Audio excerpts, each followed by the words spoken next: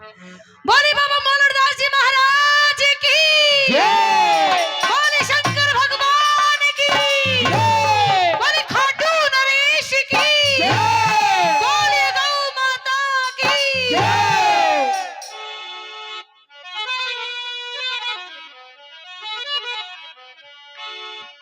प्रथमे गुरु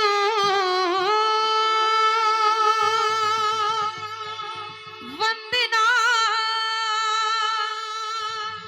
तुम्हें फेर मनावा गणेश तृतीय शुमरु मां शारदा तो मेरे कंठ करो परवेश चलो सखी उस देश में जहाँ श्री कृष्ण का राज जल भरा दर्शन करा सखी एक पंथ दो का जय मां सरस्वती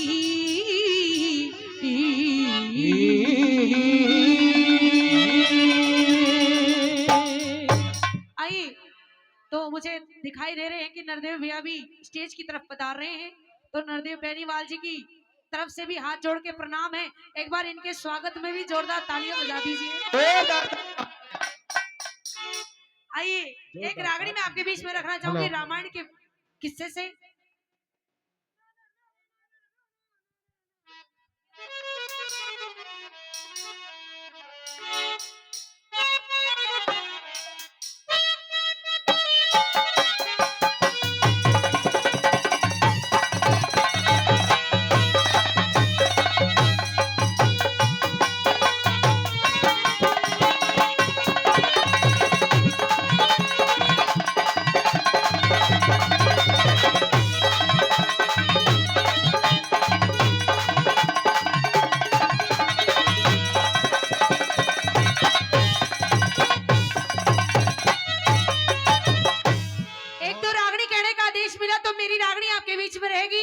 क्योंकि महाभारत तो ये क्षेत्र सुनता है, मुझे अच्छे से पता है।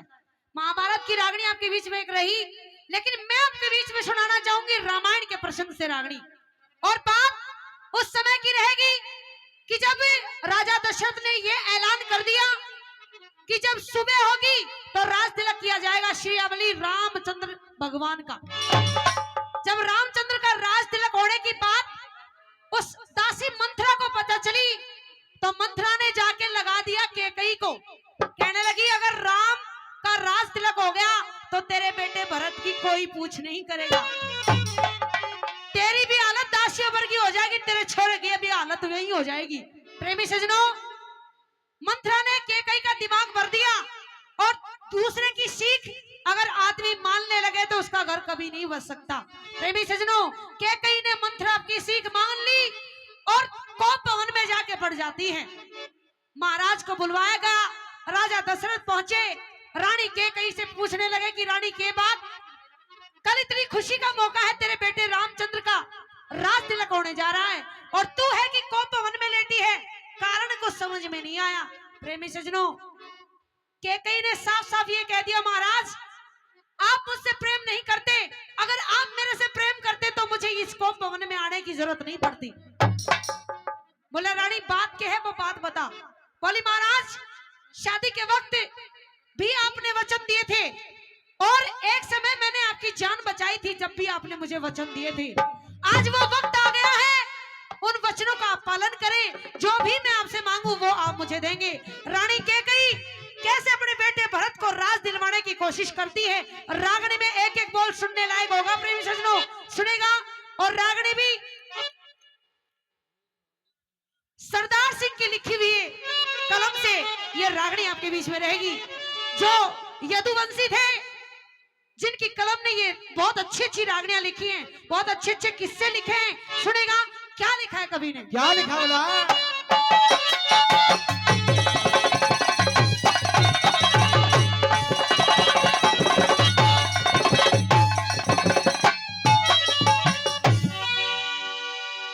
एरे राजा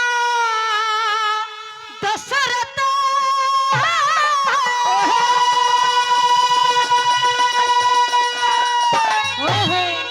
ओ तन वचन भरया था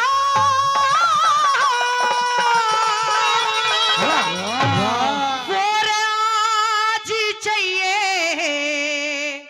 से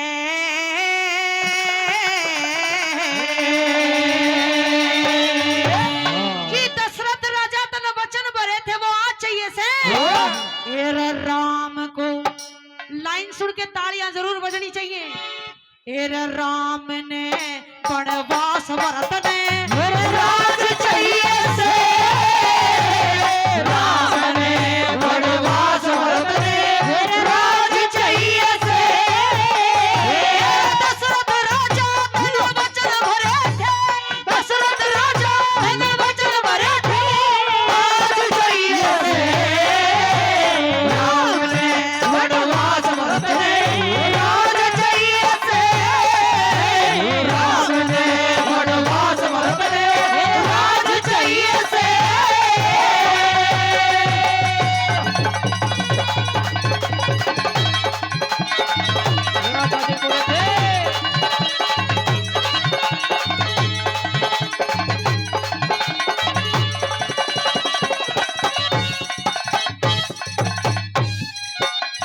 कि दशरथ राजा तन वचन भरे थे वो आज चाहिए से। राम ने वनवास भरत ने राज चाहिए से। इस राम को दो वनवास, राज मेरा बेटा भरत करेगा। पहली बात में क्यों करके कहने लगी।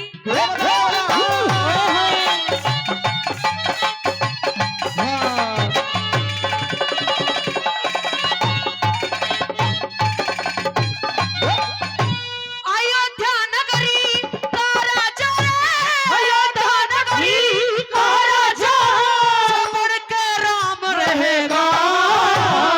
राज ताज एरा राज ताज प्रजा का सारा हाथ में काम रहेगा। राज ताज प्रजा का सारा हाथ में काम रहेगा। दलीप रघु के खानदान में राम का नाम रहेगा। मेरा भरत मेरा भरत रे मेरा भरत तेरे रामचंद्र का जब बढ़ के दास रहेगा। मेरा भरत तेरे रामचंद्र का बढ़ के दास रहेगा। सोच समझ के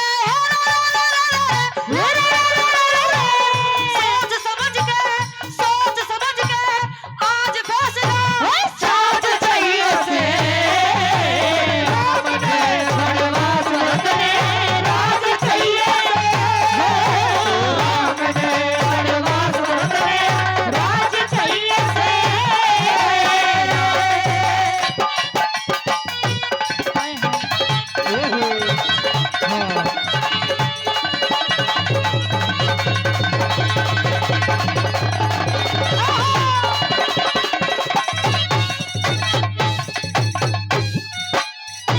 कि अगर राम का राज तिलक हो गया तो मेरा बेटा तो गुलाम बन जाएगा और ये मैं कभी नहीं चाहूंगी। अरे परसों मैंने तुम्हारी गुलामी कर ली। मेरे तो बड़ी वो कौशल्या उसकी गुलामी मैंने बहुत कर ली, लेकिन अब गुलामी कतई मंजूर नहीं होगी। दूसरी बात में और क्या कहती है। क्या करेगा?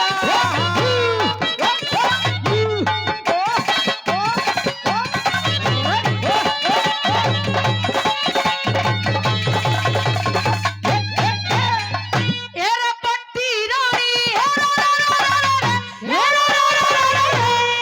पट्टी रानी कौशल्या पट्टी रानी कौशल्या दिखे सोड़े राशि। शोक बराबर हाँ। समझे से मने मेरे खून की प्यासी। शोक बराबर समझे से मने मेरे खून की प्यासी। सारी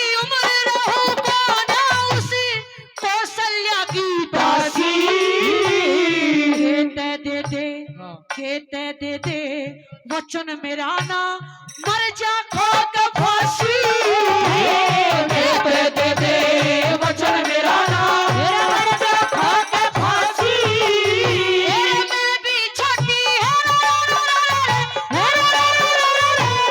मैं भी छोटी रानी से पिछली आज जहिया से राम ने बनवास बरतने राज जहिया से राम ने बनवास बरतने राज जहिया से राम ने बनवास बरतने राज जहिया से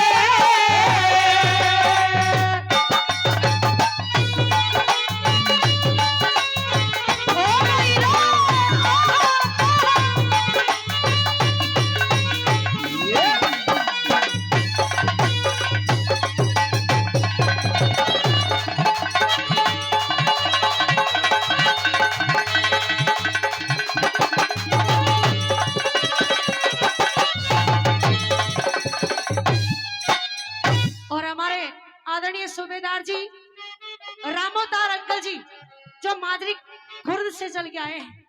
बाबूजी 50 रुपए से शुरुआत कर चुके हैं। हाँ जी, माजरी कला से चल के आए हैं। बाबूजी ने 50 रुपए से मान सम्मान किया और पूरे दिन ऐसे ही हर रागनी पे 50 रुपए से मान सम्मान करेंगे। इनका तहे दिल से धन्यवाद करती हूँ। धन्यवाद।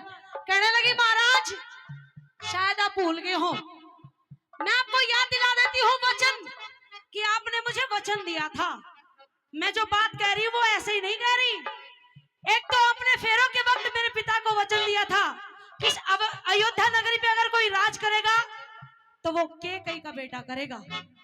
और दूसरी बात कि जब आप देवताओं के साथ युद्ध करने गए थे तो आपके रथ की कील निकल गई थी, आपके प्राणों की रक्षा मैंने की थी और उसी वक्त आपने मुझे वचन दिए थे। हाँ। कैसे मैंने रक्षा की और कब आपने वचन दिए, क्या याद दिलाती है?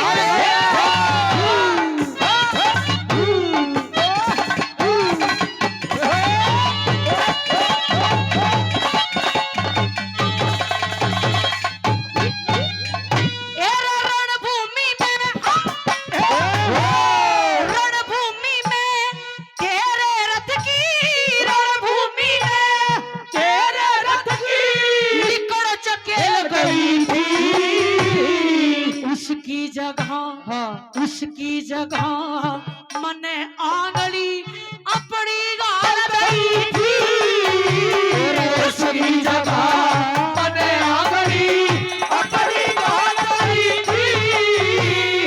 उसका असर हुआ ऐसा तेरी भारी जीत हुई थी।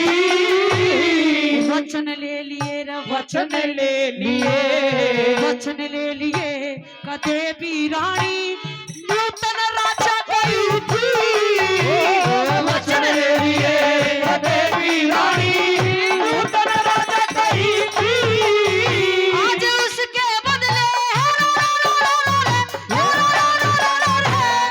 उसके बदले मेरे भरत के उसके बदले मेरे भरत के सरताज जइए से राम ने बनवास बरतने राज जइए से राम ने बनवास बरतने राज जइए से मने बनवास बरतने राज जइए से।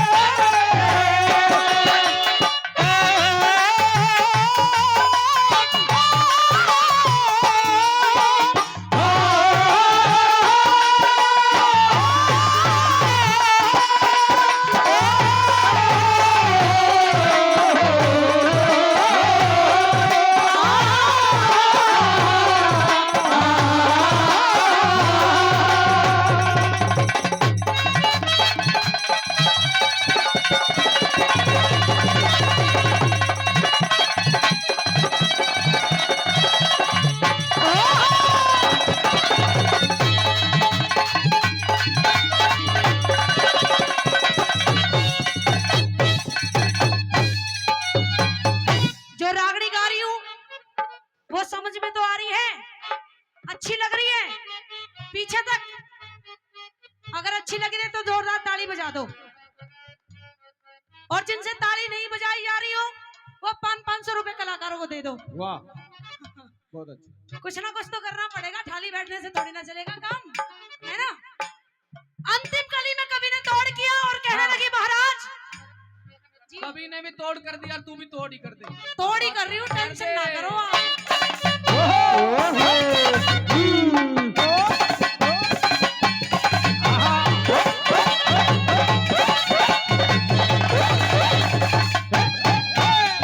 महाराज आपके कुल में एक रीत चली आई है कि रघुकुल रीत सदा चली आई, प्राण जाए पर वचन न जाई।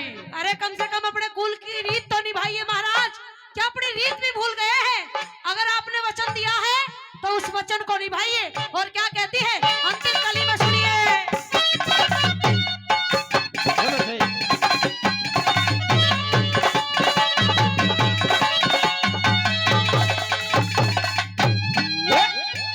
एरा प्राण चले जा,